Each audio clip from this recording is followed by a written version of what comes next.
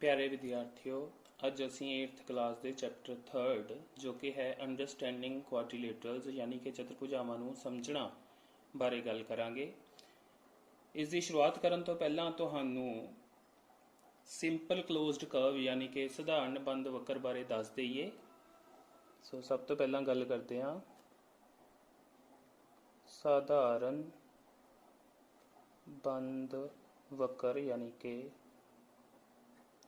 Simple closed curve.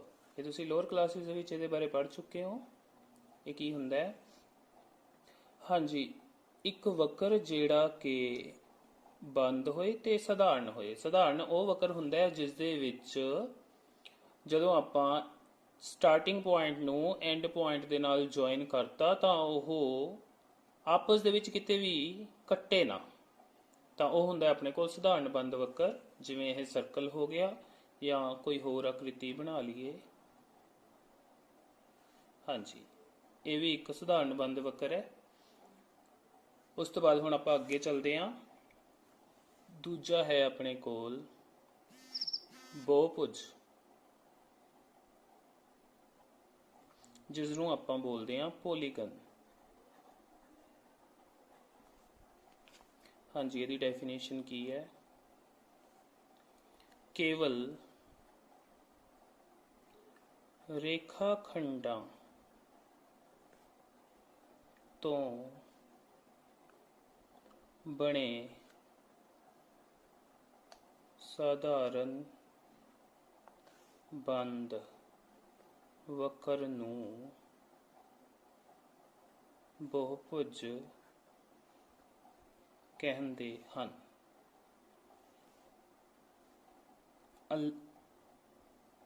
A simple closed curve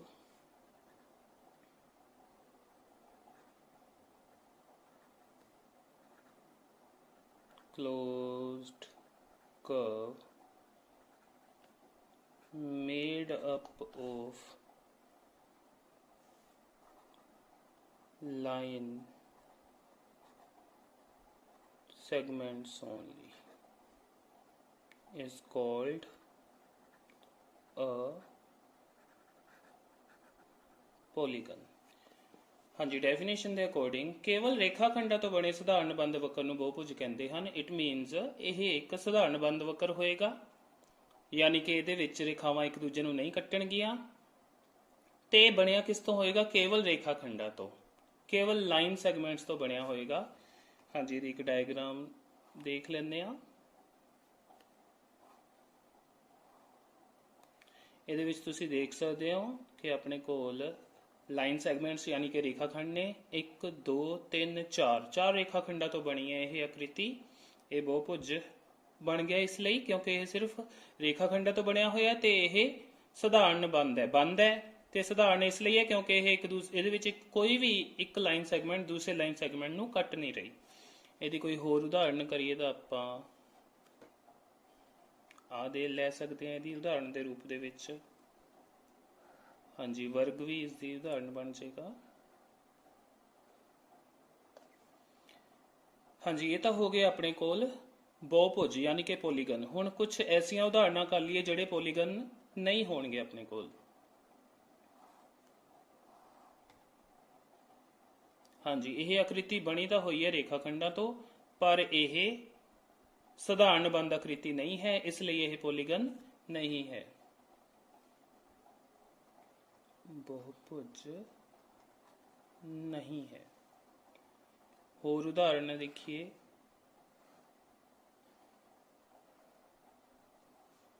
हाँ जी, ये भी बहुभुज नहीं है, भावें कि यह भी रेखाखंडा तो बनी है ते बंद भी है, पर यह सधारण नहीं है। सधारण वो हुंदा जिहदे विच रेखाखंड एक दूजे नूं ना कट्टण। सो यह अपने कोल कुछ उदाहरणां हो गईयां जिहड़ियां आपां नूं दसदियां ने कि यह बहुभुज नहीं ने ते बहुभुज इस तरह दे हुंदे ने। यह बहुभुज दीयां उदाहरणां हो गईयां। अगे गल करिए आपां ਭੁਜਾਵਾਂ ਦੇ ਆਧਾਰ ਦੇ ਉੱਤੇ ਆਪਾਂ ਬਹੁਭੁਜਾਂ ਦੇ ਨਾਮ ਰੱਖ ਸਕਦੇ ਹਾਂ, ਯਾਨੀ ਕਿ ਪੋਲੀਗਨਸ ਦੇ ਨਾਮ ਕਿਵੇਂ ਰੱਖਾਂਗੇ ਭੁਜਾਵਾਂ ਦੇ ਆਧਾਰ ਤੇ। आंदा अपने को क्लासिफिकेशन ऑफ पॉलीगन्स।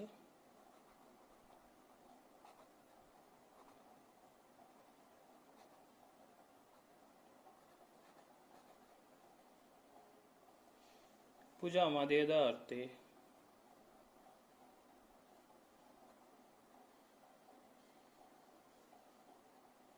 ਬਹੁਭੁਜ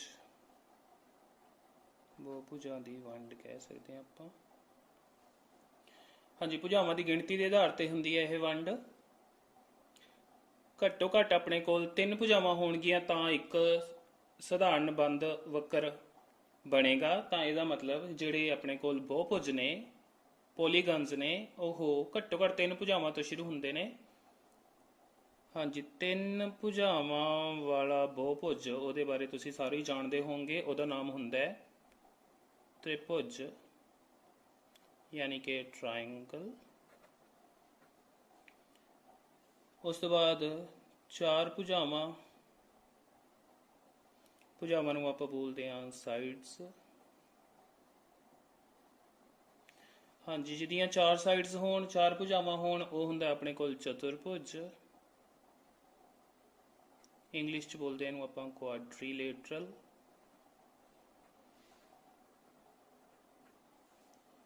5 ਭੁਜਾਵਾਂ ਵਾਲਾ ਉਹਨੂੰ ਬੋਲਦੇ ਹਾਂ ਪੰਜਭੁਜ ਪੰਜਾਬੀ ਦੇ ਵਿੱਚ। ਇੰਗਲਿਸ਼ ਚ ਉਹਨੂੰ ਬੋਲਦੇ ਹਾਂ ਪੈਂਟਾਗਨ।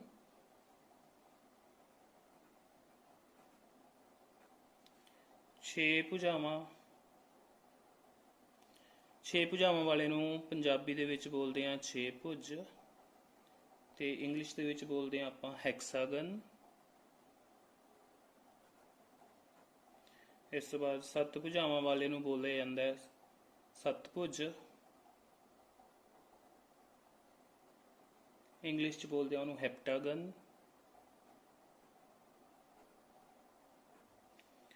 ਫਿਰ ਆਉਂਦਾ ਆਪਣੇ ਕੋਲ 8 ਭੁਜਾਵਾਂ ਵਾਲਾ ਪੋਲੀਗਨ ਜਾਂ ਫਿਰ ਬਹੁਭੁਜ। ਉਹਦਾ ਨਾਮ ਹੁੰਦਾ ਹੈ ਓਕਟਾਗਨ ਇੰਗਲਿਸ਼ ਦੇ ਵਿੱਚ। ਪੰਜਾਬੀ ਦੇ ਵਿੱਚ ਤਾਂ ਅੰਕ ਦੇ ਹਿਸਾਬ ਦੇ ਨਾਲ ਉਹਦਾ ਨਾਮ ਹੁੰਦਾ, ਬਸ ਨਾਲ ਭੁਜ ਲਗਾਉਣਾ ਹੁੰਦਾ ਭੁਜਾਵਾਂ ਦੇ ਲਈ। 9 ਭੁਜਾਵਾਂ ਉਹਨੂੰ ਬੋਲਦੇ ਆ 9 ਭੁਜ। ਇੰਗਲਿਸ਼ ਚ ਬੋਲਦੇ ਆ ਉਹਨੂੰ ਆਪਾਂ ਨੋਨਾਗਨ। 10 ਭੁਜਾਵਾਂ 10 ਭੁਜ ਤੇ ਇੰਗਲਿਸ਼ ਚ ਹੁੰਦਾ ਉਹਦਾ ਨਾਮ ਡੈਕਾਗਨ। ਹਾਂਜੀ, ਇਹ ਤਾਂ ਹੋ ਗਿਆ ਆਪਣੇ ਕੋਲ ਭੁਜਾਵਾਂ ਦੀ ਗਿਣਤੀ ਦੇ ਹਿਸਾਬ ਦੇ ਨਾਲ ਬਹੁਭੁਜ ਦਾ ਨਾਮ। ਹਾਂਜੀ, ਅੱਗੇ ਕਰਦੇ ਹਾਂ ਆਪਾਂ।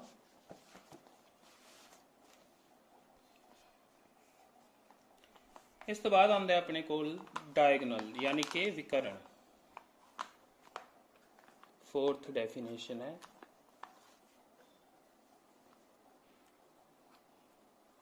विकर्ण यानी कि डायगनल। हाँ जी, विकर्ण की हुंदा है? विकर्ण ਉਹ ਰੇਖਾਖੰਡ ਹੁੰਦਾ ਕਿਸੇ ਵੀ ਬਹੁਭੁਜ ਦੇ ਵਿੱਚ ਜੋ ਨਾਲ ਦੇ ਦੋ ਸਿਖਰਾਂ, ਕਿਸੇ ਇੱਕ ਸਿਖਰ ਨੂੰ ਨਾਲ ਦੇ ਦੋ ਸਿਖਰਾਂ ਨੂੰ ਛੱਡ ਕੇ ਬਾਕੀ ਸਿਖਰਾਂ ਨਾਲ ਮਿਲਾਵੇ।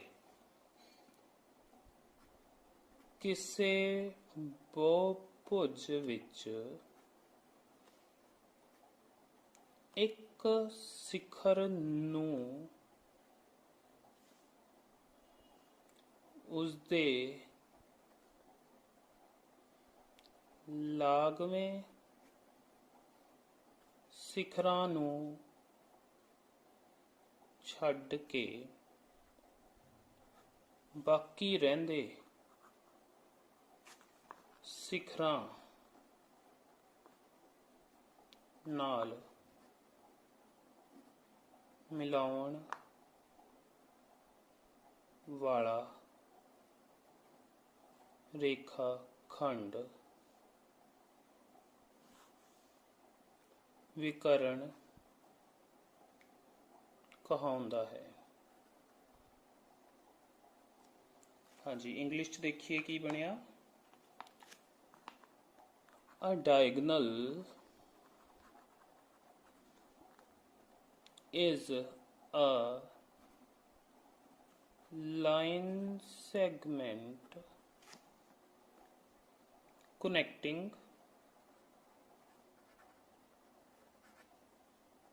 two non-consecutive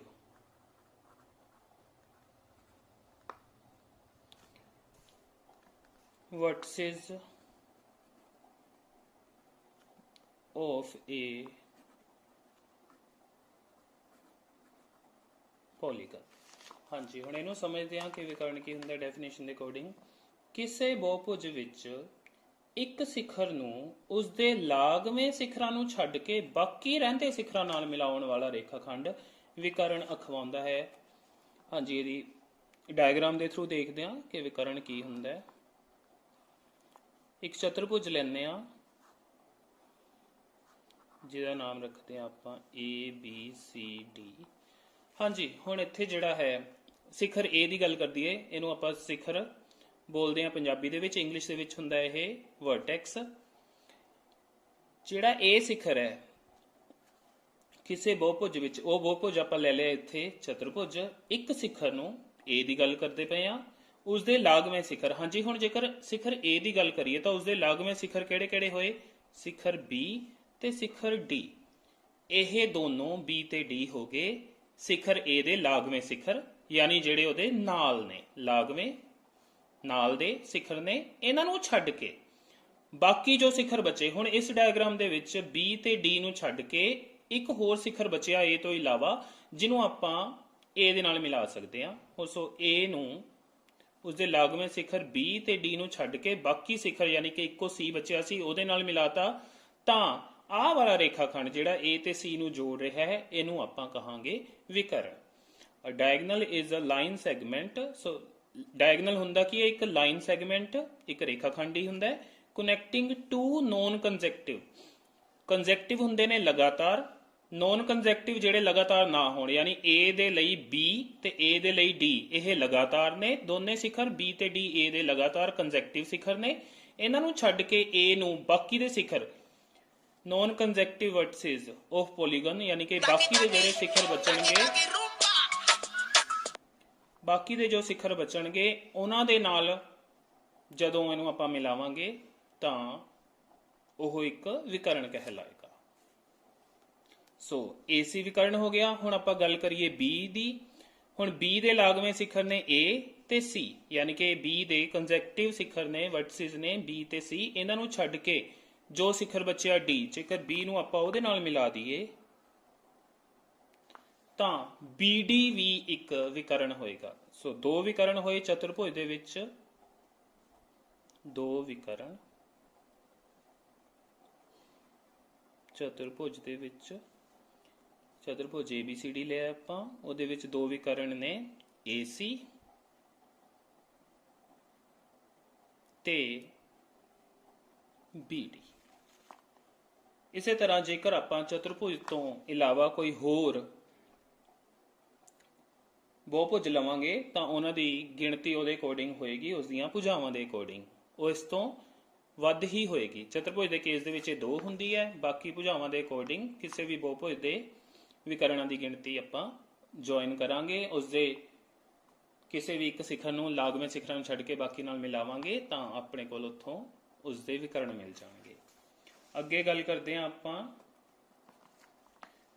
ਉੱਤਲ ਬਹੁਭੁਜ ਦੀ।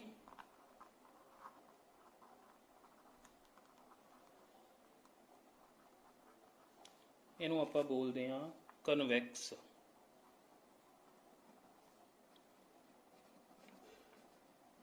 ਪੋਲੀਗਨ। ਹਾਂਜੀ, ਉੱਤਲ ਬਹੁਭੁਜ ਉਹ ਬਹੁਭੁਜ ਹੁੰਦਾ ਹੈ ਜਿਸ ਦੇ ਵਿਕਰਨ ਉਸਦੇ ਅੰਦਰ ਅੰਦਰ ਹੀ ਰਹਿਣ। ਉਹ ਬਹੁਭੁਜ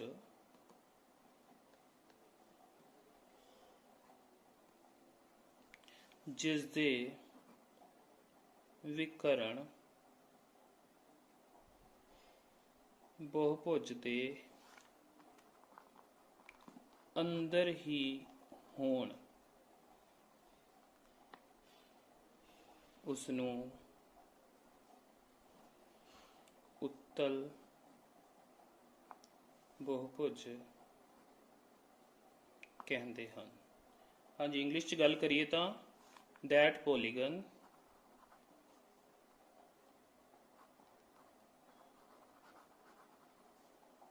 for which diagonals are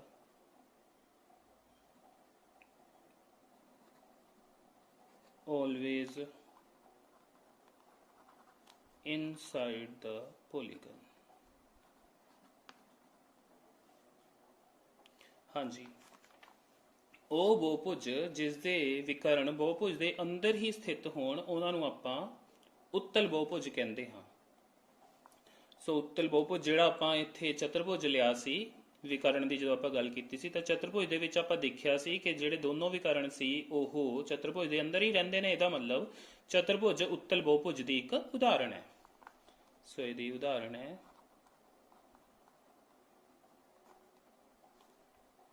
ਚਤੁਰਭੁਜ। ਸੋ ਇਹਦੀ ਐਗਜ਼ਾਮਪਲ ਹੋ ਗਈ ਇਹ ਕੁਆਡਰੀਲੇਟਰਲ।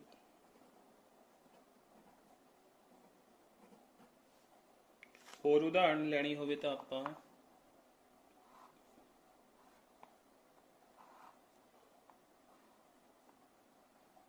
ਆ ਵੀ ਲੈ ਸਕਦੇ ਹਾਂ। ਇਹ ਪੰਜਭੁਜ ਹੈ, ਪੈਂਟਾਗਨ। ਇਹਦੇ ਵਿੱਚ ਜੇਕਰ ਆਪਾਂ ਵਿਕਰਨ ਬਣਾ ਕੇ ਦੇਖੀਏ, ਆ ਵਿਕਰਨ ਹੋ ਗਿਆ। ਇਹਦਾ ਚਲੋ ਨਾਮ ਲੈ ਲੈਂਦੇ ਆ ABCDE।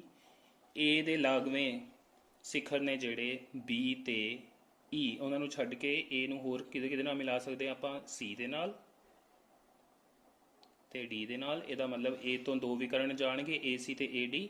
ਫਿਰ ਆਪਾਂ ਆਉਂਦੇ ਹਾਂ B ਤੇ B ਦੇ ਲਾਗਵੇਂ ਸਿਖਰ ਨੇ A ਤੇ C, ਇਹਨਾਂ ਨੂੰ ਛੱਡ ਕੇ B ਨੂੰ ਆਪਾਂ D ਨਾਲ ਮਿਲਾ ਦਈਏ ਤੇ B ਨੂੰ ਆਪਾਂ E ਨਾਲ ਮਿਲਾ ਦਈਏ। ਇਹ ਹੋ ਗਏ। ਫਿਰ C ਤੇ ਪਹੁੰਚੀਏ। C ਦੇ ਲਾਗਵੇਂ ਸਿਖਰ ਯਾਨੀ ਕੰਜੈਕਟਿਵ ਵਰਟਸਿਸ ਨੇ B ਤੇ D, ਤਾਂ ਇੱਥੋਂ ਬਾਕੀ ਜੋ ਵਰਟਸਿਸ ਬਚੇ A ਤੇ E ਉਹਦੇ ਨਾਲ ਮਿਲਾਵਾਂਗੇ। C A ਦੇ ਨਾਲ ਤਾਂ ਪਹਿਲਾਂ ਹੀ ਮਿਲ ਚੁੱਕਿਆ ਹੈ, C ਨੂੰ E ਨਾਲ ਵੀ ਮਿਲਾ ਦਾਂਗੇ। ਫਿਰ ਅੱਗੇ ਜਾਵਾਂਗੇ ਆਪਾਂ D ਤੇ। D ਦੇ ਲਈ ਲਾਗਵੇਂ ਨੇ C ਤੇ E, ਇਹਨਾਂ ਨੂੰ ਛੱਡ ਕੇ ਉਹਨੂੰ B ਤੇ A ਨਾਲ ਮਿਲਾਣਾ ਹੈ, ਆਲਰੇਡੀ ਮਿਲ ਚੁੱਕੇ ਨੇ। E ਤੇ ਜਾਵਾਂਗੇ ਇਸੇ ਤਰ੍ਹਾਂ। E ਦੇ ਲਈ ਲਾਗਵੇਂ ਨੇ A ਤੇ D, ਉਹਨਾਂ ਨੂੰ ਛੱਡ ਕੇ C ਤੇ B ਦੇ ਨਾਲ, ਉਹ ਪਹਿਲਾਂ ਹੀ ਮਿਲ ਚੁੱਕਾ ਹੈ। ਸੋ ਆਪਾਂ ਦੇਖਿਆ ਕਿ ਜਿਹੜੇ ਇਸ ਆਕ੍ਰਿਤੀ ਦੇ ਵਿਕਰਨ ਸੀਗੇ ਉਹ ਇਸ ਦੇ ਅੰਦਰ ਹੀ ਨੇ, ਇਸ ਲਈ ਇਹ ਵਾਲੀ ਆਕ੍ਰਿਤੀ ਵੀ ਇੱਕ ਉੱਤਲ ਬਹੁਭੁਜ ਦੀ ਉਦਾਹਰਣ ਹੈ।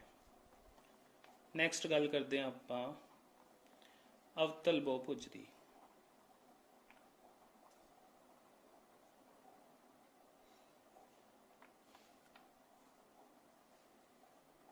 ਕਨਕੇਵ ਪੋਲੀਗਨ।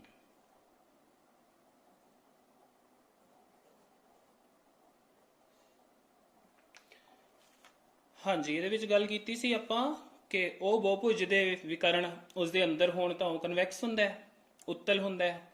ਤੇ ਹੁਣ ਕੀ ਹੋ ਜਾਏਗਾ? ਫਿਰ ਜਿਸ ਦੇ ਵਿਕਰਨ ਬਹੁਭੁਜ ਤੋਂ ਬਾਹਰ ਹੋਣ ਉਸ ਤਰ੍ਹਾਂ ਦੇ ਬਹੁਭੁਜ ਨੂੰ ਆਪਾਂ ਬੋਲਦੇ ਹਾਂ ਅਵਤਲ ਬਹੁਭੁਜ। ਉਹ ਬਹੁਭੁਜ ਜਿਸ ਦੇ ਵਿਕਰਨ ਜਿਸ ਦੇ ਸਾਰੇ ਤਾਂ ਨਹੀਂ, ਜਿਸ ਦਾ ਕੋਈ ਵਿਕਰਨ ਆਪਾਂ ਲਿਖ ਲੈਂਦੇ ਹਾਂ, ਜਿਸ ਦਾ ਕੋਈ ਵਿਕਰਨ ਬਹੁਭੁਜ ਤੋਂ ਬਾਹਰ ਹੋਵੇ, ਉਸਨੂੰ ਅਵਤਲ ਬਹੁਭੁਜ ਕਹਿੰਦੇ ਹਨ। ਸੋ ਇਹਦੀ ਇਹਨੂੰ ਇੰਗਲਿਸ਼ 'ਚ ਆਪਾਂ ਕਹਾਂਗੇ, ਇੰਗਲਿਸ਼ 'ਚ ਇਹਦੀ ਡੈਫੀਨੇਸ਼ਨ ਵੀ ਦੇਖ ਲੈਂਦੇ ਹਾਂ। that polygon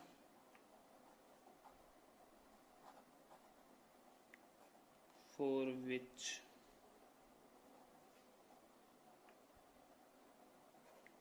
any of its diagonals is outside the polygon is called concave polygon। हाँ जी, ਇਹਦੀ ਡਾਇਗਰਾਮ ਦੇਖ ਲਿਆ ਆਪਾਂ ਕਿਸ ਤਰ੍ਹਾਂ ਦੀ ਬਣੇਗੀ।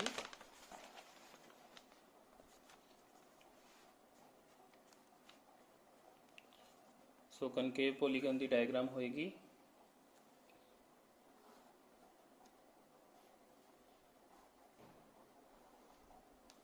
ਇਸ ਤਰ੍ਹਾਂ ਦੀ A B C।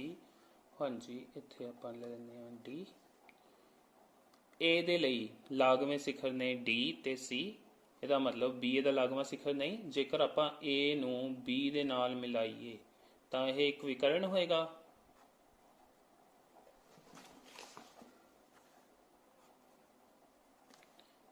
ਡਾਇਗਨਲ ਤੇ ਇਹ ਵਿਕਰਨ ਆਪਾਂ ਦੇਖ ਸਕਦੇ ਹਾਂ ਕਿ ਡਾਇਗਰਾਮ ਤੋਂ ਬਾਹਰ ਹੋ ਗਿਆ। ਇਸ ਲਈ ਇਸ ਡਾਇਗਰਾਮ ਦੇ ਵਿੱਚ ਜਿਹੜਾ ABCD ਹੈ ਉਹ ਇੱਕ ਕਨਕੇਵ ਪੋਲੀਗਨ ਹੈ, ਯਾਨੀ ਕਿ ਇੱਕ ਅਵਤਲ ਬਹੁਭੁਜ ਹੈ। ਹੋਰ ਇਹਦੀ ਐਗਜ਼ਾਮਪਲ ਦੇ ਵਿੱਚ ਆਪਾਂ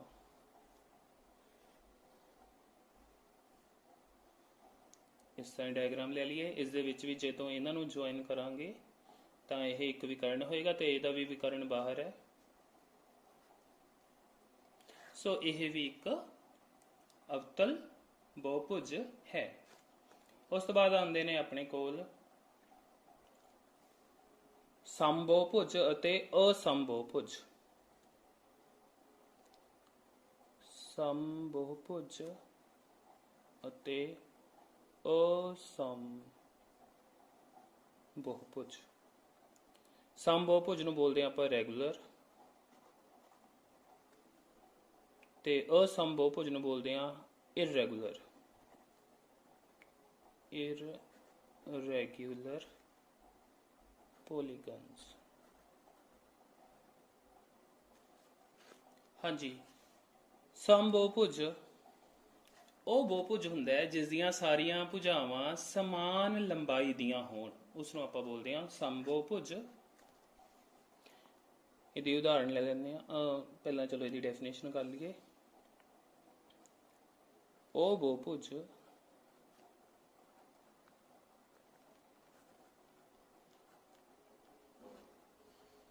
ਜਿਸ ਦੀਆਂ ਸਾਰੀਆਂ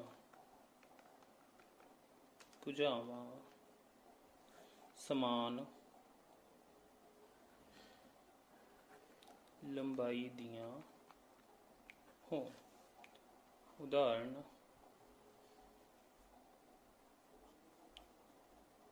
ਵਰਗ। ਵਰਗ ਦੀਆਂ ਸਾਰੀਆਂ ਭੁਜਾਵਾਂ ਸਮਾਨ ਲੰਬਾਈ ਦੀਆਂ ਹੁੰਦੀਆਂ ਨੇ। ਸੋ ਚਾਰ ਭੁਜਾਵਾਂ ਵਾਲੀ ਆਕ੍ਰਿਤੀ ਹੋ ਗਈ। ਸਮਭੁਜੀ ਤ੍ਰਿਭੁਜ ਵੀ ਇਸ ਦੀ ਇੱਕ ਉਦਾਹਰਨ ਦੇ ਤੌਰ ਤੇ ਲਈ ਜਾ ਸਕਦੀ ਹੈ। ਸਮਭੁਜੀ ਤ੍ਰਿਭੁਜ ਯਾਨੀ ਕਿ ਇਕੁਇਲੇਟਰਲ ਟ੍ਰਾਇੰਗਲ।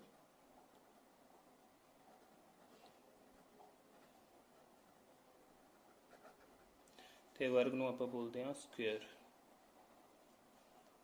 ਇੰਗਲਿਸ਼ ਦੇ ਵਿੱਚ ਗੱਲ ਕਰੀਏ ਤਾਂ ਇਸ definition the a polygon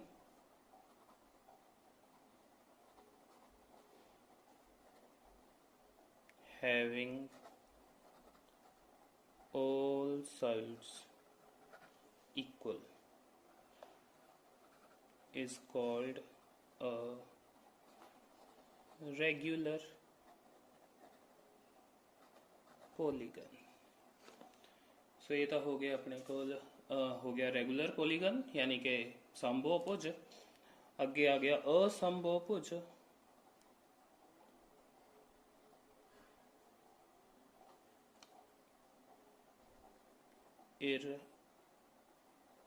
irregular. हाँ जी, वो बहुभुज जिहदियां भुजावां अलग अलग लंबाई दियां होण, जिस दियां भुजावां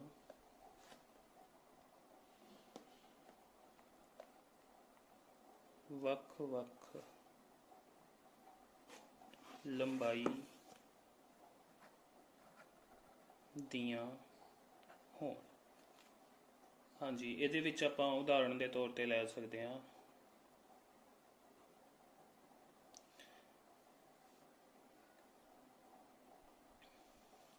ਬਿਖੰਭੁਜੀ ਤ੍ਰਿਭੁਜ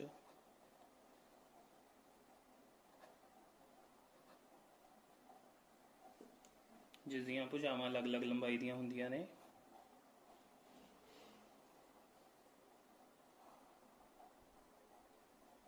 मान लो ये मैं 3 सेंटीमीटर कंसीडर कर ली, ये 4 सेंटीमीटर तो 5 सेंटीमीटर लंबाई है।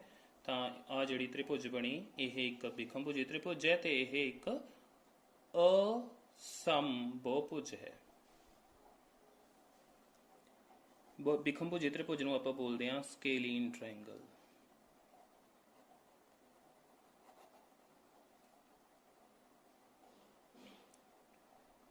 ਤੇ ਇੰਗਲਿਸ਼ ਦੇ ਵਿੱਚ ਗੱਲ ਕਰੀਏ ਤਾਂ ਇਸ ਦੀ ਡੈਫੀਨੇਸ਼ਨ ਆਪਾਂ ਲਿਖ ਸਕਦੇ ਹਾਂ a polygon having all its sides of different lengths ਉਹਨੂੰ ਬੋਲਦੇ ਹਾਂ ਆਪਾਂ irregular polygon। ਉਸ ਤੋਂ ਬਾਅਦ ਆ ਜਾਂਦਾ ਆਪਣੇ ਕੋਲ ਕਿਸੇ ਵੀ ਬਹੁਭੁਜ ਦੇ ਕੋਣਾਂ ਦਾ ਅੰਦਰਲੇ ਕੋਣਾਂ ਦਾ ਜੋੜ।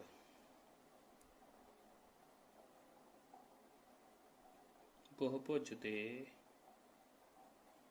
ਅੰਦਰਲੇ ਕੋਣਾਂ ਦਾ ਜੋੜ sum of interior angles of a polygon। हाँ जी, किसी बहुभुज के अंदरले कोणों के जोड़ की गल करांगे। ਅਸੀਂ ਜਾਣਦੇ ਹਾਂ ਕਿ ਤ੍ਰਿਭੁਜ ਦੇ ਲਈ ਅੰਦਰਲੇ ਕੋਣ ਦਾ ਜੋੜ ਹੁੰਦਾ 180 degree. Sum of interior angles of a triangle is 180 degree. ਚਤੁਰਭੁਜ ਦੇ ਲਈ ਇਹੀ ਜਿਹੜਾ ਜੋੜ ਹੈ ਕੋਣਾਂ ਦਾ ਉਹ 360 ਡਿਗਰੀ ਹੁੰਦਾ ਹੈ। ਤੇ ਇਸ ਤੋਂ ਬਾਅਦ ਜੇਕਰ ਆਪਾਂ 5 ਭੁਜਾਵਾਂ 6 ਭੁਜਾਵਾਂ ਵਾਲੀ ਆਕ੍ਰਿਤੀ ਦੀ ਗੱਲ ਕਰੀਏ ਤਾਂ ਉਹਨਾਂ ਦੇ ਲਈ ਕੋਣਾਂ ਦਾ ਜੋੜ ਕਿੰਨਾ ਹੋਏਗਾ ਅੰਦਰੂਨੀ ਕੋਣਾਂ ਦਾ। ਉਹਦੇ ਲਈ ਆਪਣੇ ਕੋਲ ਇੱਕ ਫਾਰਮੂਲਾ ਹੈ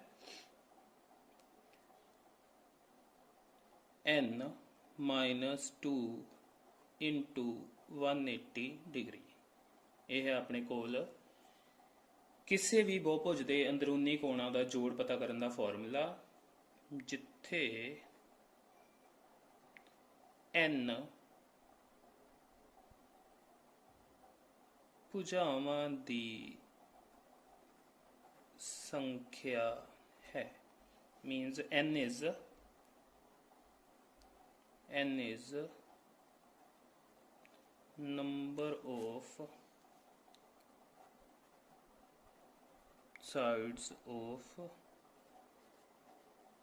polygon।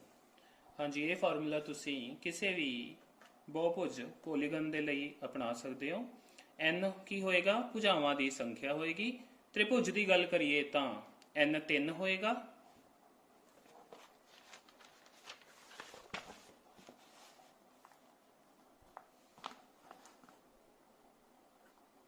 त्रिभुज लई n होएगा 3। तो इस फॉर्मूला के अकॉर्डिंग कोणों का जोड़ बराबर n की जगह ते 3 भरांगे। 3 - 2 गुणा बाहर अपने कोल है 180 डिग्री। 1 गुणा 180 डिग्री यानी कि 180 डिग्री, जो कि ठीक है। इट मीनस ये फॉर्मूला त्रिभुज के लिए काम कर गया। अगे देखते हैं चतुर्भुज ਲਈ क्वाड्रिलेटरल। उसके लिए होएगा अपने कोल n बराबर 4। तो उसके लिए कोणों का जोड़ sum of interior angles is equals to 4 - 2 n की जगह 4 भरांगे फार्मूले विच गुणा 180 डिग्री बराबर 2 गुणा 180 डिग्री। तो यह बन गया 360 डिग्री, ਜੋ ਕਿ ਠੀਕ ਹੈ। ਇਸ ਤਰ੍ਹਾਂ ਤੁਸੀਂ 5 ਭੁਜ ਦੇ ਲਈ n ਨੂੰ 5 ਭਰ ਲੈਣਾ ਹੈ, 6 ਭੁਜ ਲਈ n 6 ਹੋਏਗਾ, 7 ਭੁਜ ਲਈ 8 ਭੁਜ ਲਈ so on, ਇਸੇ ਤਰ੍ਹਾਂ ਚੱਲਦਾ ਜਾਏਗਾ। ਸੋ ਇਹ ਸੀ ਇੰਟਰੋਡਕਸ਼ਨ ਅੰਡਰਸਟੈਂਡਿੰਗ ਕੁਆਡਰੀਲੇਟਰਲਸ ਚੈਪਟਰ ਦੀ, ਚੈਪਟਰ 3 ਦੀ। ਹੋਪਫੁਲੀ ਤੁਹਾਨੂੰ ਜਿੰਨਾ ਆਪਾਂ ਕੀਤਾ ਅੱਜ ਦਾ ਕੰਮ ਇਹ ਸਮਝ ਆ ਗਿਆ ਹੋਵੇਗਾ। ਤੁਹਾਡੀ ਕੋਈ ਪ੍ਰੋਬਲਮ ਹੋਏ, ਕੋਈ ਕੁਐਰੀ ਹੋਵੇ ਤਾਂ ਤੁਸੀਂ ਕਮੈਂਟਸ ਸੈਕਸ਼ਨ ਦੇ ਵਿੱਚ ਜਾ ਕੇ ਕਮੈਂਟ ਕਰਕੇ ਮੇਰੇ ਕੋਲੋਂ ਪੁੱਛ ਸਕਦੇ ਹੋ। Thank you.